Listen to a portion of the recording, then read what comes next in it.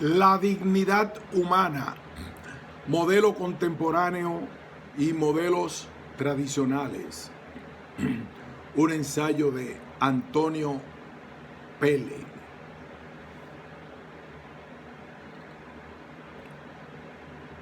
Introducción. El concepto de dignidad humana suele ser estudiado muchas veces a partir de un estudio genealógico. Se suele encontrar en la historia del pensamiento moral y filosófico en particular premisas e ideas que paulatinamente hubieran a lo largo de la historia conformado la idea de un ser humano dotado de valor y futuro titular de derechos.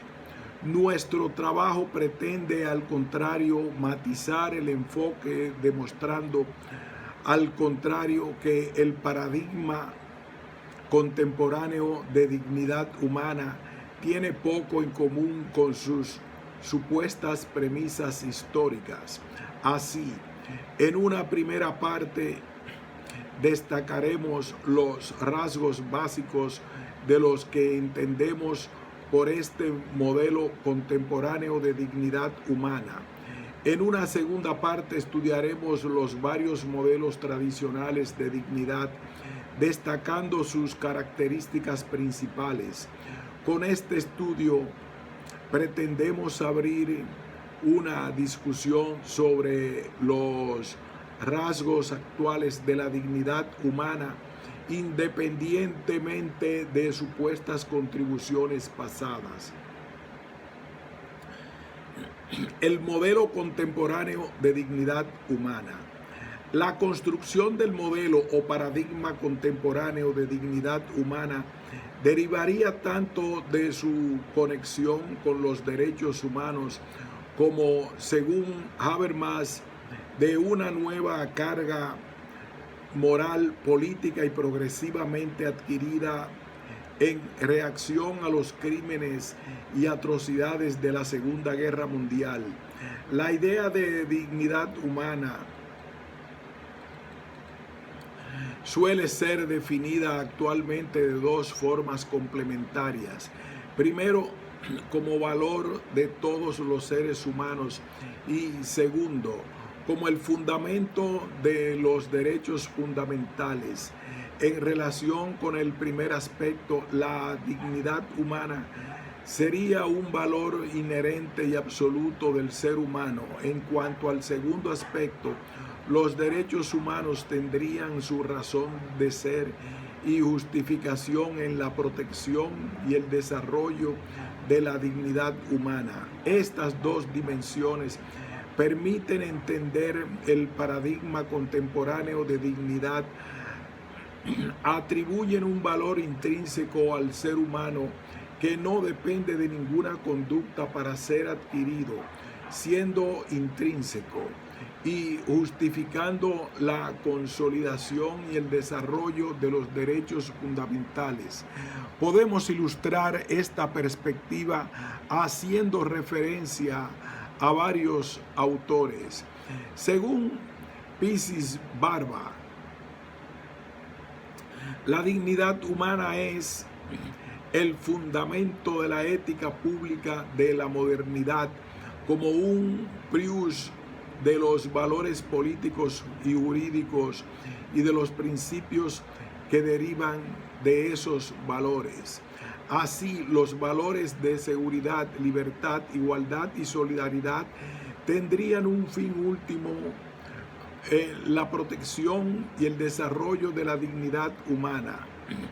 Por esta razón, y como señala Anzoátegui, la dignidad humana aparece como la referencia axiológica básica de los derechos, la dimensión moral que les da sentido. Es la razón de ser de los derechos y el desarrollo de esta noción. Para Garzón Valdés, cuando define la dignidad humana como un concepto adscriptivo, expresa una evaluación moral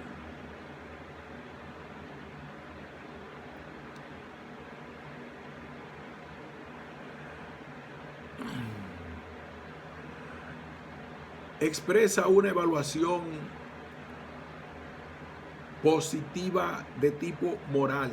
Predicar la humanidad de un individuo implica en sí predicar su dignidad.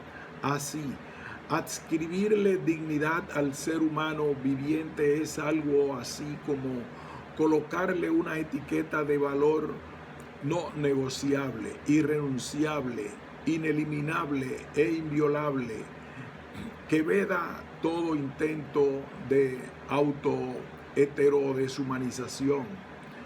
Esta etiqueta de valor confiere al ser humano un estatus moral privilegiado con el fin de regir el comportamiento humano interhumano.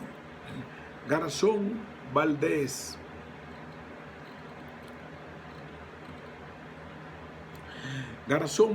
contempla así la dimensión social de la dignidad humana cuando afirma que es el punto de partida para toda reflexión acerca de las reglas de convivencia humana que pretendan tener alguna justificación moral. En efecto, el umbral mínimo a partir del cual pueden diseñarse diversas regulaciones para la adjudicación y o distribución de bienes en una sociedad. Aquí aparece esta dimensión positiva de la dignidad humana que impulsa no solo su protección, sino su mayor desarrollo.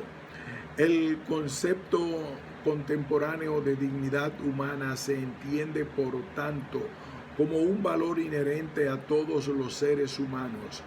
Igual dignidad que justificaría la consolidación y el desarrollo de los derechos fundamentales, tanto en las distintas esferas nacionales como en el ámbito internacional.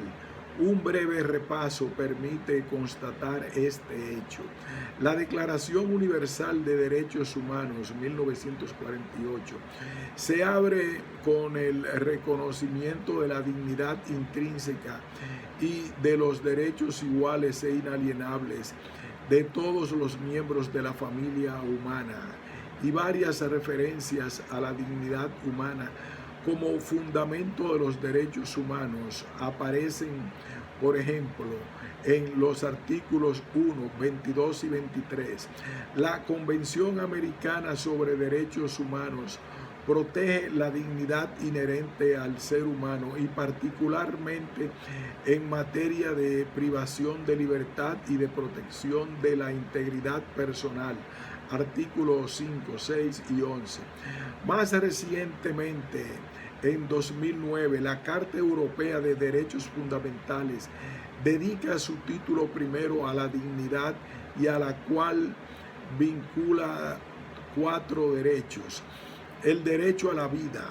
2. El derecho a la integridad de la persona. 3. La prohibición de la tortura y de las penas o tratos inhumanos o degradantes. 4. La prohibición de la esclavitud y del trabajo forzado. La consolidación legal de la dignidad humana aparece igualmente en varios textos constitucionales y ello principalmente como fundamento de los derechos humanos y del Estado de Derecho.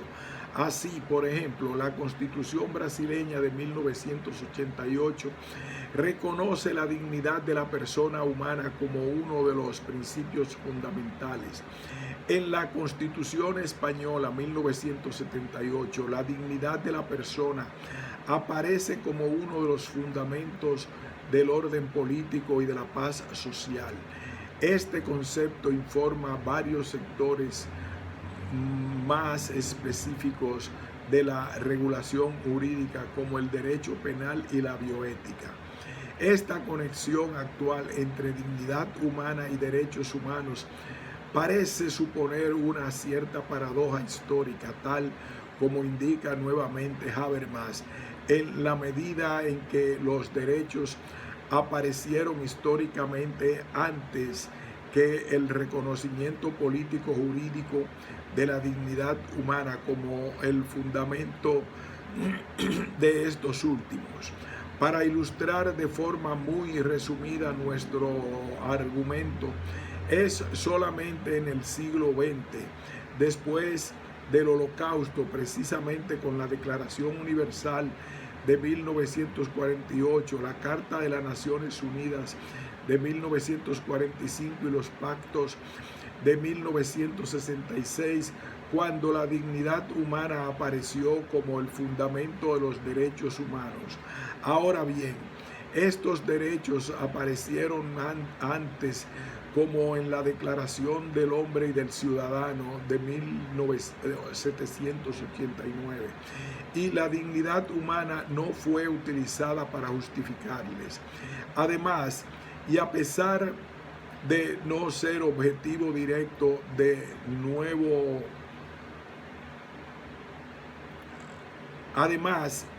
y a pesar de no ser el objetivo directo de nuestro trabajo, deberíamos distinguir también no solamente varios paradigmas de dignidad en la historia, sino también varios modelos históricos de derechos, distintos e incluso posiblemente opuestos entre sí, respondiendo a objetivos e intereses políticos diferentes. Por tanto, el solapamiento entre la dignidad y los derechos fundamentales, el modelo actual, sería un fenómeno inédito, sin ningún precedente anterior y constituyendo un modelo propio con sus finalidades y características particulares. Por otro lado, hacer depender consciente o inconscientemente la comprensión del paradigma contemporáneo de dignidad humana de unas definiciones anteriores de dignidad que, debido a sus posiciones históricas respectivas, no contemplan cuestiones ni de justicia ni de derechos, solamente puede suscitar críticas justificadas sobre el significado y la utilidad de la dignidad humana como fundamento de estos mismos derechos. Aquellas críticas suelen cuestionar tanto la utilidad de esta justificación moral de los derechos como la forma de esta moralización. El concepto de dignidad humana expresado solamente en individualismo abstracto o posesivo. Así, en esta segunda parte pretendemos identificar algunos modelos anteriores de dignidad que han podido configurar lo que llamaremos el paradigma tradicional de la dignidad y que, como queremos demostrar, comparten pocas características con el modelo actual u contemporáneo de dignidad humana. A través de esta genealogía alternativa de la dignidad, queremos subrayar la ruptura de nuestro modelo actual en relación con los modelos anteriores. Los modelos tradicionales de dignidad. El modelo o paradigma tradicional de dignidad puede ser explicado en gracias a 4 modelos. Obviamente, nuestra perspectiva implica una cierta reconstrucción y no pretende en absoluto abarcar las complejidades de cada época en función de un modelo específico. Incluso nuestra aproximación no depende de inculcar la idea según la cual cada sociedad se hubiera articulado en función de un modelo específico de dignidad cuyo significado impregnaba, por ejemplo, en mayor o menor medida las distintas esferas políticas y jurídicas de aquellas sociedades. Tal aproximación consistiría en realizar una lectura retrospectiva y encubiertamente teleológica del pasado en función del paradigma contemporáneo de dignidad humana. Nuestra labor debe entenderse mejor como un intento para detectar si ciertas continuidades entre estos cuatro modelos tradicionales de dignidad que no aparecen ser presentes y tal vez el parecer cumple una función en las premisas del paradigma contemporáneo de dignidad humana. Estudiaremos así los siguientes modelos: dignidad clásica, antigüedad, dignitas omnis, Edad Media y Renacimiento, dignidad y derecho natural, siglo XVII y IV, modelo kantiano de dignidad, siglo XVIII. Estos modelos configurarían lo que llamamos el paradigma tradicional de dignidad. Conviene subrayar que no están realmente separados entre sí y su sucesión no representa en absoluto un progreso lineal. Un modelo, por ejemplo, de dignidad espiritual puede reconstruir algunos rasgos de un modelo anterior, dignidad clásica, y entrar en contradicción con algunas características de otro modelo, dignidad y derecho natural. Lo que todos estos modelos tienen en común es su forma de concebir un ideal de naturaleza humana a partir del cual el individuo deberá adecuar su conducta para asumir, legitimar y mantener un rango moral, político y socialmente de una potencialidad de asemejarse a lo divino que encuentra en la naturaleza humana. Un texto del Timeo ilustra esta idea. Debemos pensar que Dios nos otorgó a cada uno la especie más importante de nosotros como algo de divino y sostenemos como absoluta corrección de aquello de lo que decimos que habita en la cúspide de nuestro cuerpo, nos eleva hacia la familia celeste de la tierra como si fuéramos una planta no terrestre, sino celeste. Pues allí, de donde nació la primera generación del alma, lo divino cuelga nuestra cabeza y raíz y pone nuestro cuerpo en posición erecta. Aparece aquí una celebración de la naturaleza humana debido a su origen divino. Ilustra perfectamente este modelo tradicional de dignidad que se construye a partir de dos etapas. Primero, se celebra una dignidad propia de la naturaleza humana, que segundo, el ser humano debe actualizar y desarrollar si pretende responder a este mandato y cumplir con sus funciones en la sociedad.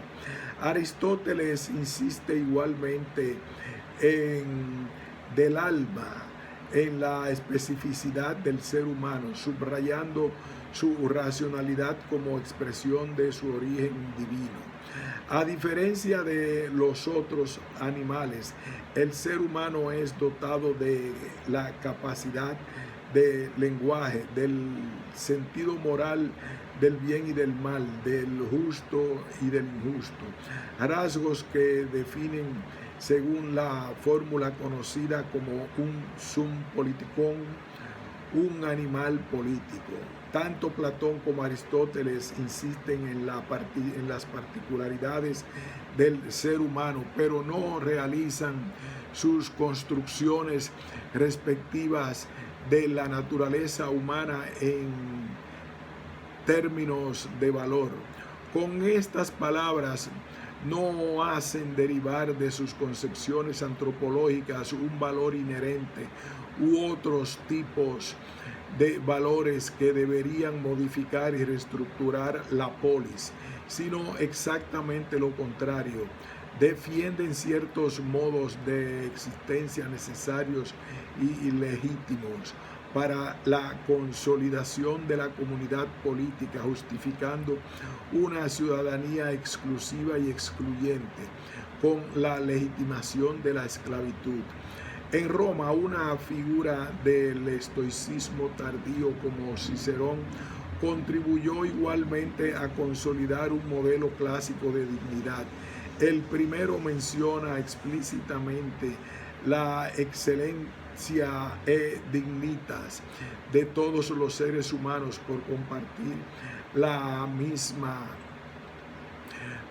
naturaleza racional. Al mismo tiempo y de forma paralela, los conceptos de dignitas y de dignatio parecen haber emergido en el vocabulario político de Roma, de la Roma clásica, para definir los cargos políticos como y al mismo tiempo las cualidades personales necesarias para desempeñar y mantener aquellas funciones: previsión, provicio, constancia, autoridad, autoritas. Cicerón insiste así en unos rasgos específicos y en virtudes particulares: racionalidad, inteligencia, memoria, conciencia, capacidad de previsión, que debe desarrollar el individuo con el fin de cumplir con sus funciones políticas y actualizar la naturaleza única y divina del ser humano.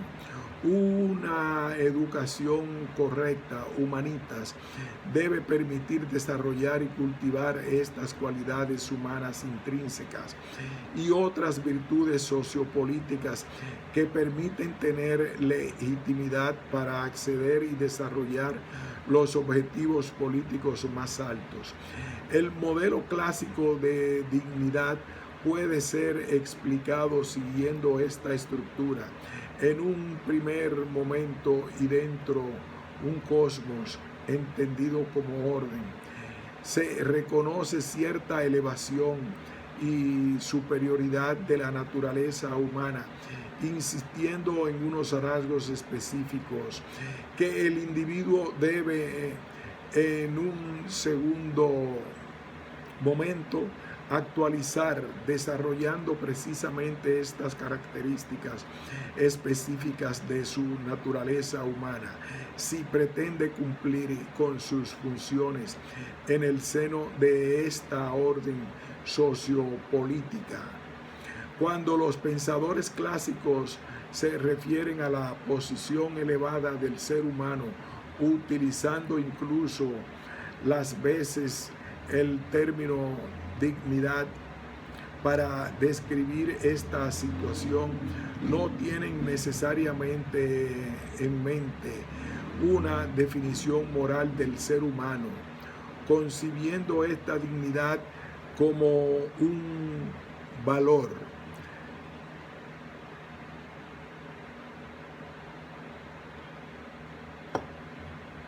La elevación y la superioridad del ser humano sobre los restantes animales hace referencia simplemente, explícita o implícitamente, a una idea de dignidad entendida como rango o distinción social, discriminando a algunos individuos de otros. Esta idea de superioridad o de elevación genera a su vez unos deberes morales y unas relaciones del individuo consigo mismo, si quiere mantener dicha posición sociopolítica.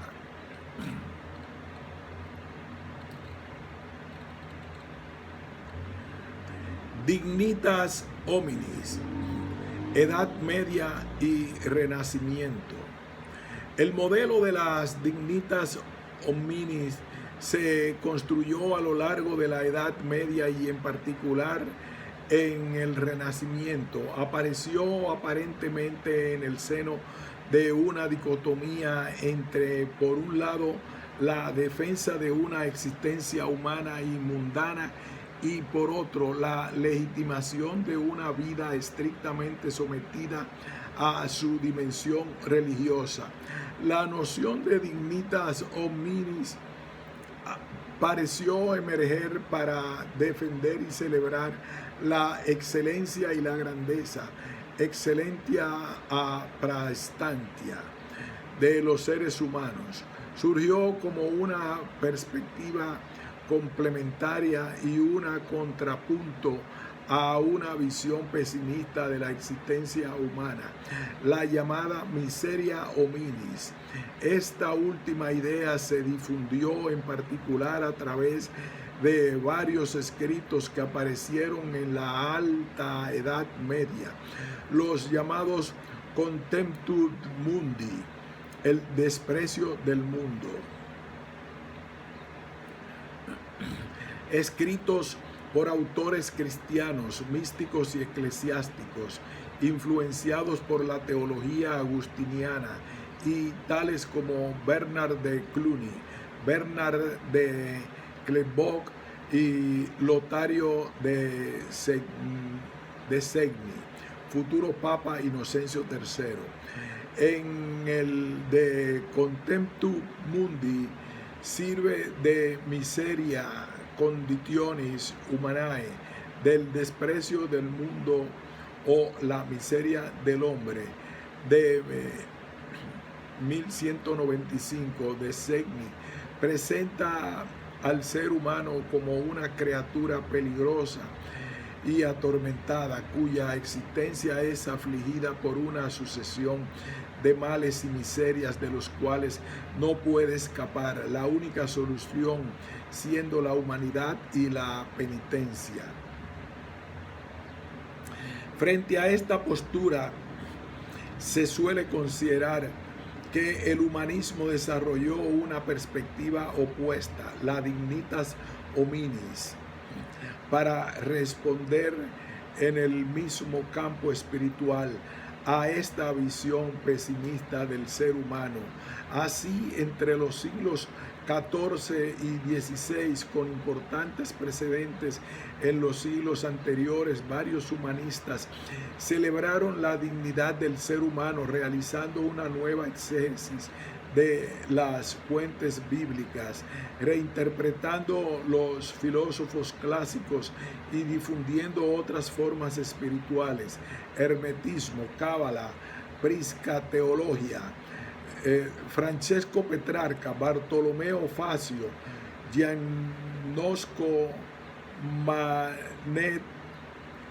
Manetti, Marsilio Ficino, para citar solamente algunos, escribieron sobre la cuestión, construyendo este concepto de dignitas hominis a partir de una definición del ser humano como un magnum miraculum, un gran milagro, conteniendo en su naturaleza todas las leyes y principios del universo, microcosmos.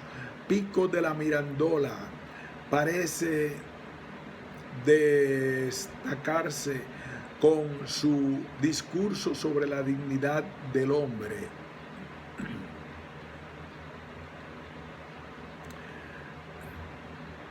(1486) y puede representar este modelo de dignitas hominis. Pico considera en este sentido que el ser humano no tiene una naturaleza determinada, sino que gracias a su inteligencia y libertad innatas que Dios le otorgó, tiene la capacidad de determinar por sí solo su destino y su propia naturaleza individual. El ser humano se vuelve en este sentido un modelador y un escultor de sí mismo. En un pasaje conocido, Dios, el gran artesano, se dirige de esta manera al hombre: te coloqué en el centro del mundo para que volvieras más cómodamente la vista de tu alrededor y miraras todo lo que hay en este mundo.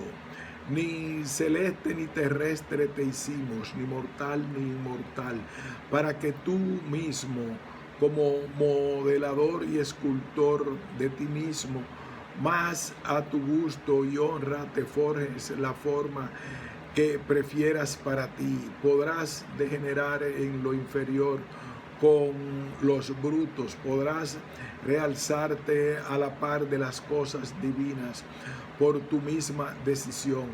Ahora bien, la dignidad del ser humano no deriva de esta interminación esencial inicial, sino de su capacidad para movilizar sus cualidades humanas más altas: inteligencia, razón, bondad, moralidad, para ser fiel al amor y a la confianza que Dios depositó en él. El ser humano debe en este sentido superar sus inclinaciones puramente humanas y animales, progresando debidamente del peldaño en peldaño, descansando en la felicidad teológica. La libertad inicial del ser humano consiste en esta posibilidad ontológica de elegir su naturaleza.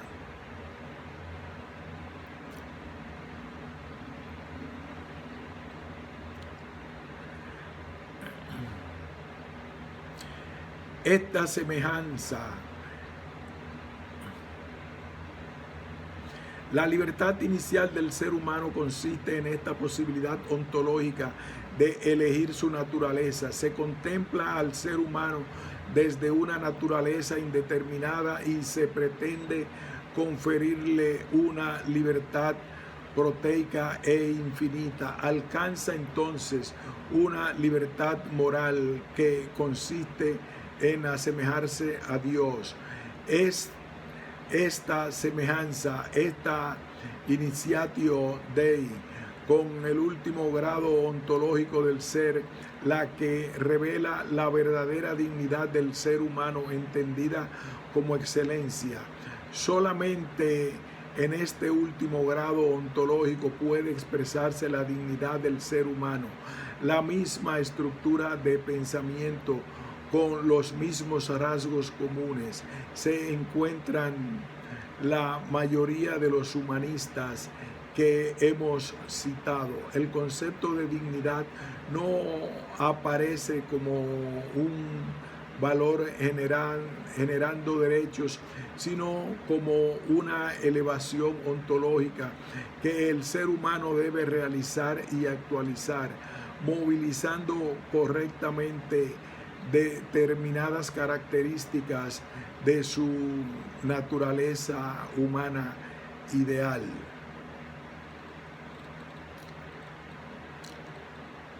No existe, por tanto, en este modelo humanista de la dignitas omnis una dignidad inherente al ser humano. Esta es propia de la naturaleza humana y debe ser conquistada por los individuos dentro de un único ámbito moral.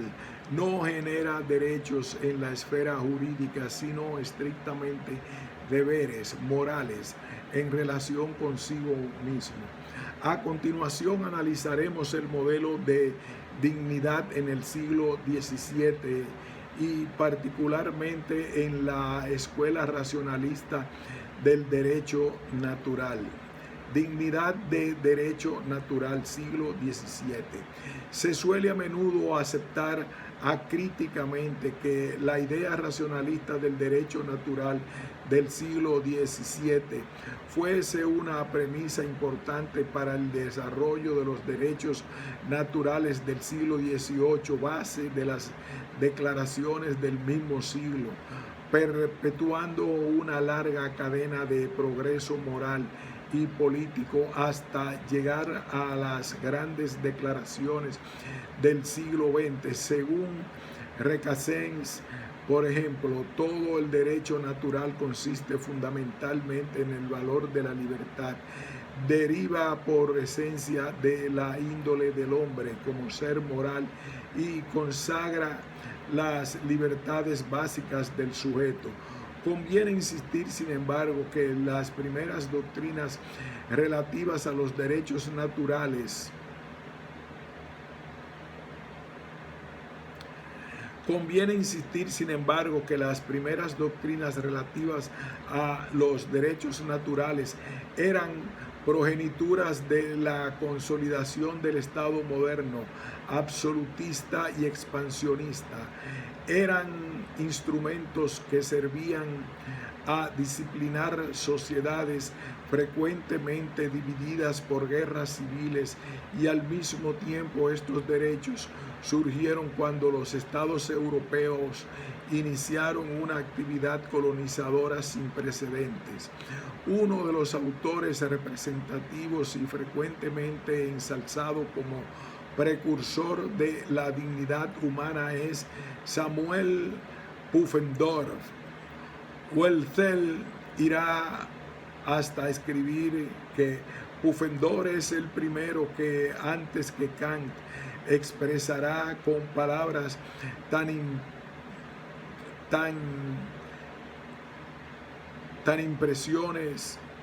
impresionantes la idea de dignidad del hombre como ser éticamente libre, haciendo de ella el soporte de un sistema de derecho natural y deduciendo también de ella la noción de derechos del hombre y de la libertad que determinará el curso del siglo siguiente.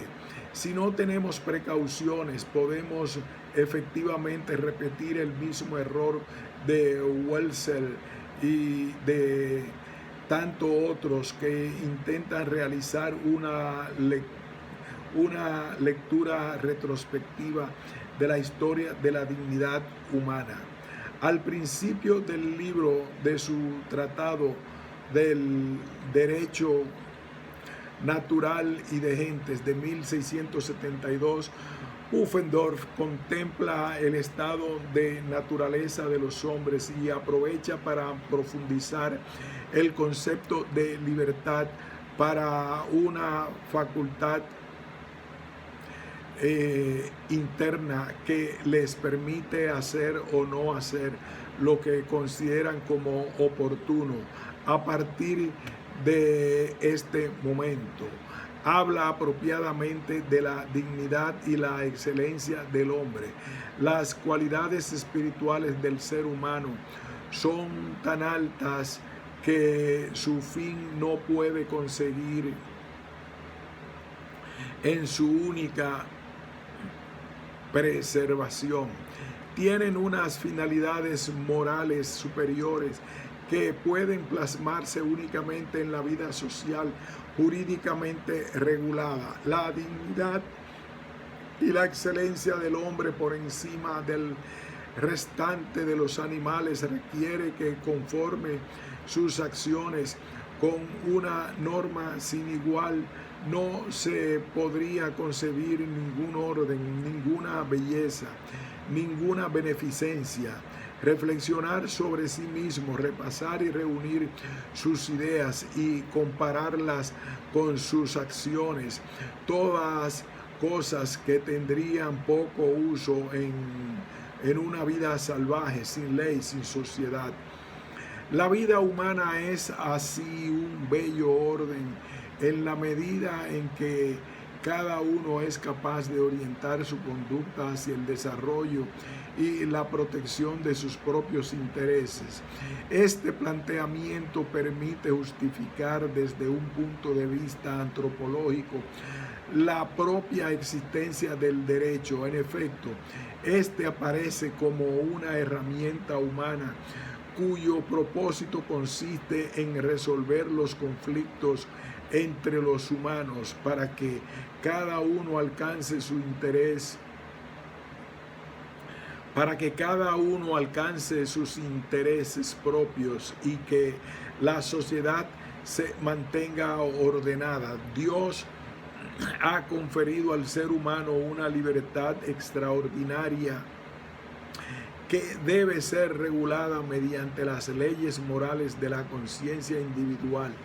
Por este motivo, el concepto de dignitas en Pufendorf no consiste en un valor inherente al ser humano. En efecto, según Pufendorf, para definir al ser humano se debe identificar 4 rasgos que son la dignitas, la pravitas, la corrupción, la varietas ingeniorum, la diversidad de carácter, y la imbecilitas ac naturalis incultus, la debilidad y la vulgaridad natural. Aquellas 4 características hacen que la conducta humana deba ser regulada por la ley natural. El objetivo en Pufendorf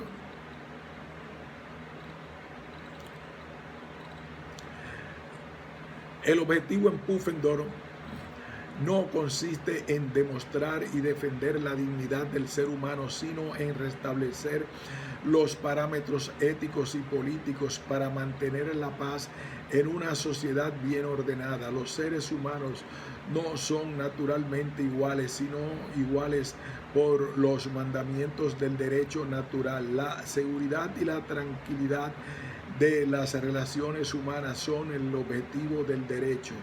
Pufendorf habla en este sentido de una sociabilidad universal como principio del derecho natural, cuyo objetivo principal es el mantenimiento de una sociedad tranquila. Cada individuo como parte de la sociedad debe realizar y mantener este conjunto humano. Más adelante, otra referencia de Pufendorf a la dignidad podría prestar a confusión si no tenemos en cuenta sus objetivos así. Hay en la sola palabra hombre una dignidad, dignatio, la razón más fuerte y también el último recurso que se tiene a mano para rebatir la insolencia de una persona que nos insulta, es decirle: después de todo, yo no soy un perro, soy tan hombre como tú. Como la naturaleza humana es la misma en todos los hombres, y que por otro lado no podrá haber sociedad alguna entre ellos si no se apreciasen al menos como teniendo una naturaleza común, se deriva que por derecho natural cada uno debe considerar y tratar a los demás como siéndole naturalmente iguales, es decir, como siendo tan hombres como él mismo. El ejemplo de Pufendorf puede parecer trivial y muestra ante todo cómo esta noción de dignidad no expresa aquí un valor inherente al ser humano. Pufendorf habla de una dignidad. Pufendorf habla de una dignidad, sino más bien unos sentimientos de estima, de respeto social o incluso de un derecho al orgullo. Por tanto, siguiendo a Pufendorf, debemos tratar a los demás como si fueran iguales y no porque poseen una dignidad intrínseca. Dicha igualdad no deriva de una naturaleza humana, sino y solo de las obligaciones del derecho natural. Consiste en una ficción cuyo fin es la neutralización de los instintos animales y agresivos de cada uno. Por tanto, en Pufendorf, el debate en torno al estado de naturaleza entre los individuos no es relativo a la cuestión de la dignidad humana o al valor del ser humano y su respeto. Su objeto consiste en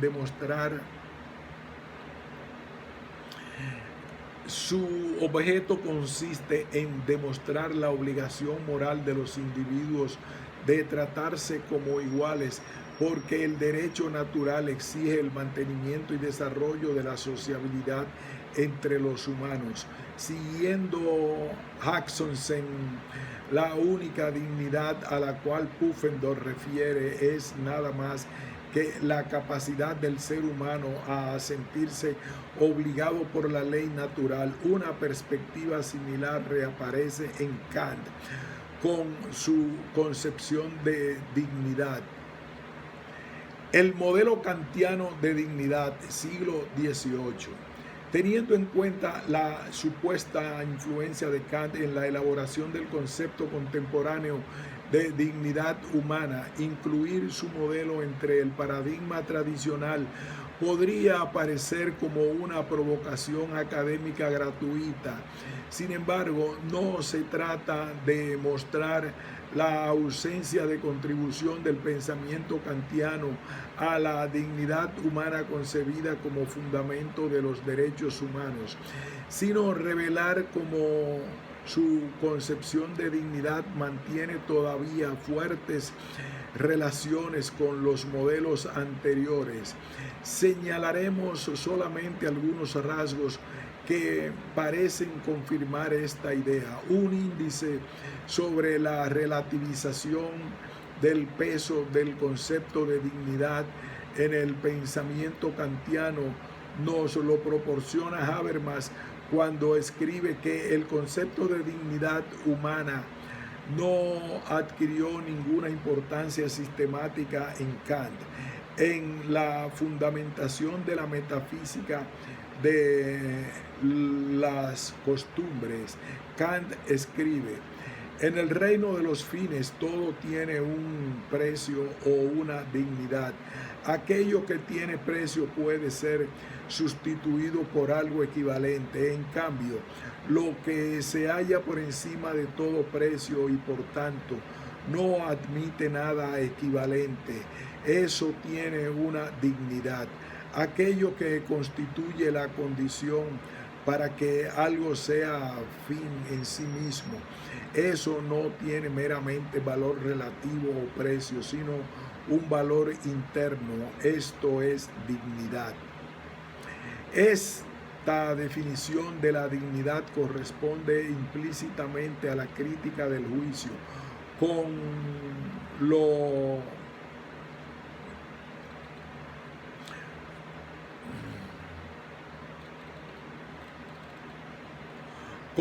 sublime, definido como lo que es absolutamente grande y que está fuera de toda comparación. La idea de dignidad parece mantener esta idea de superioridad y elevación que hemos detectado en los modelos anteriores. Además, Kant recurrirá al término valor en un sentido puramente economicista, oponiéndole al precio. En efecto, en su época, el término alemán Wert, que aplicaba supuesta y estrictamente a la esfera económica. Kant no parece, por tanto, pensar en el término valor como una entidad metafísica y absoluta que sí parece estructurar el paradigma contemporáneo de dignidad. Siguiendo el texto citado más arriba, conviene preguntarnos a continuación sobre el titular de esta dignidad. Kant es claro al respecto. Lo que tiene dignidad es la condición para que algo sea un fin en sí mismo. Debemos preguntarnos sobre qué es esta condición que tiene una dignidad.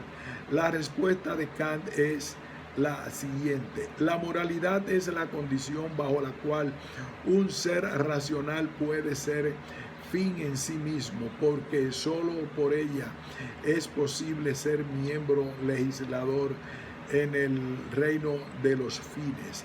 Así pues, la moralidad y la humanidad, en cuanto que ésta es capaz de moralidad, es lo único que posee dignidad.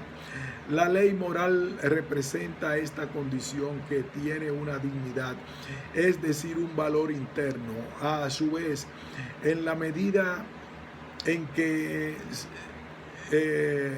la llama humanidad puede comportarse de acuerdo con esta ley moral, tiene también dicha dignidad. Existe así un proceso de transferencia de dignidad de la ley moral a la humanidad cuando ella misma actualiza y repercute la ley moral. La dignidad no deriva de la humanidad en sí, sino de una predisposición, de una capacidad, de una potencialidad de la humanidad. Kant escribe, en cuanto ésta es capaz de moralidad. Tenemos aquí una diferencia radical con la idea de dignidad humana como valor inherente. La consideración kantiana de la dignidad como valor interno hace que el individuo dependa de una conducta adecuada para obtener este valor. Es interno porque el ser humano posee una cantidad. Es interno porque el ser humano posee una cualidad, es decir, su predisposición para la moralidad que le convierte en un ser libre, que debe actualizar y desarrollar en su personalidad. Al contrario, la definición contemporánea de dignidad como valor inherente no depende ni de una cualidad moral o social del ser humano ni de su conducta conforme a esta supuesta cualidad.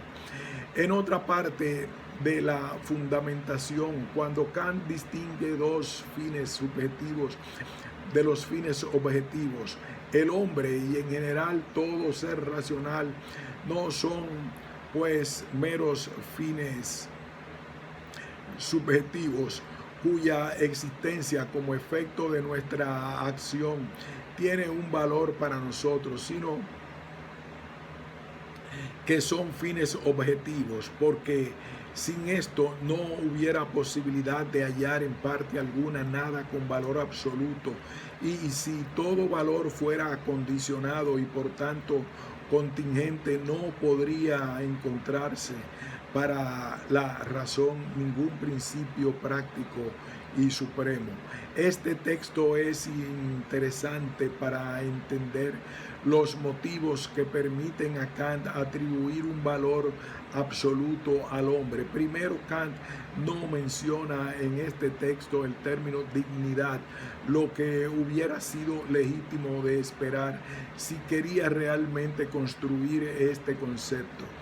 Segundo, la noción de valor absoluto no surge con el objetivo de proteger el valor del ser humano, modelo contemporáneo de dignidad humana, sino como una necesidad para que la ley moral sea posible y efectiva. Por tanto, cuando Kant define el imperativo categórico como obra de tal modo que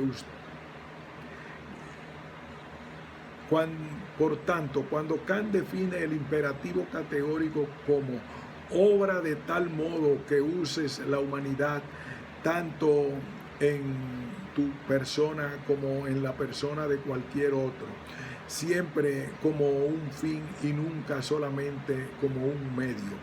Este respecto no surge del valor inherente a priori del ser humano. La dignidad no es el motivo porque uno tiene que respetar a los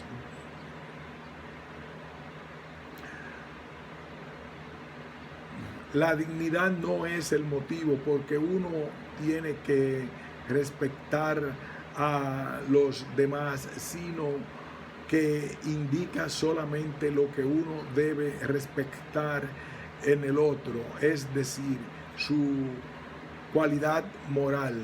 Además, este imperativo se dirige primero como un deber hacia su persona y no genera en absoluto ningún tipo de derechos, sino solamente deberes de orden moral.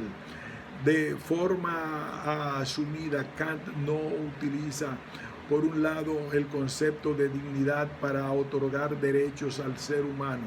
Por otro lado, dicha dignidad no es inherente al ser humano, sino que depende de su conducta moral. Por fin, Kant no fundamenta su concepción del derecho en una idea moral previa relacionada con cualquier tipo de respeto del ser humano. La verdadera dignidad del individuo debía expresarse en su capacidad como agente moral para obedecer a la ley moral y por extensión al derecho. No existía en absoluto en Kant un derecho de resistencia, sino el deber de cumplir siempre con los mandamientos de la ley. Conclusión.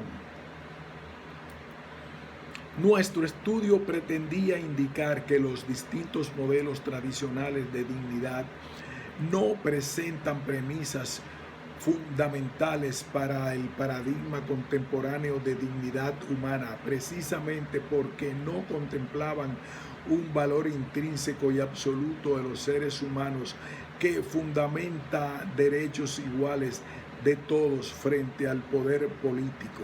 Al contrario, estos paradigmas anteriores no tenían ninguna influencia en la esfera jurídico-política y justificaban estrictamente deberes morales, mientras que el modelo actual de dignidad humana se fundamenta a partir de un valor inherente y absoluto del ser humano. Los modelos anteriores partían de un concepto de dignidad que el individuo debía conquistar y mantener. Podemos seguir detectando y defendiendo unas premisas en supuestas celebraciones de la superioridad y grandeza de la naturaleza humana, pero estas posiciones no permiten entender la novedad y la ruptura que representa el modelo contemporáneo de dignidad humana. En lugar de volver al pasado para pensar nuestro modelo de dignidad humana con sus límites y abstracciones, convendría mejor pensar su significado y su construcción como valor a la luz del discurso universal de los derechos fundamentales. Con otras palabras, y para abrir el campo a nuevas y futuras investigaciones sobre esta cuestión, deberíamos pensar no tanto como el modelo actual de derechos deriva del valor de la dignidad humana, sino como estos mismos derechos participaron de la construcción de la dignidad humana como valor inherente y absoluto de todo ser humano.